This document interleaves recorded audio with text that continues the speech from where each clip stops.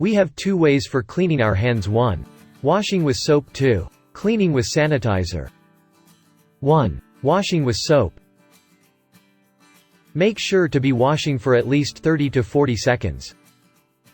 Your hands wet with warm or cold water. Hand soap to cover your hands. Rub your hands gently. Hold onto your thumb and rotate your other hand around it. Interlace your fingers to the clean in between them. Rub your palm with fingers.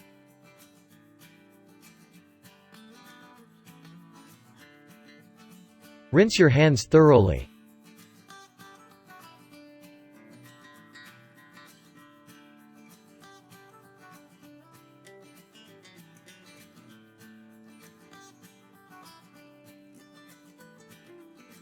Dry your hand with clean towel.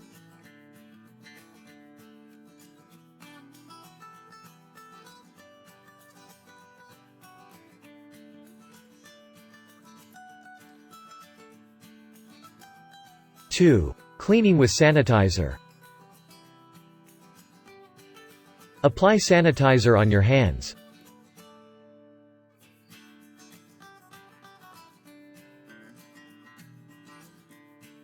Rub your hands together until the sanitizer evaporates.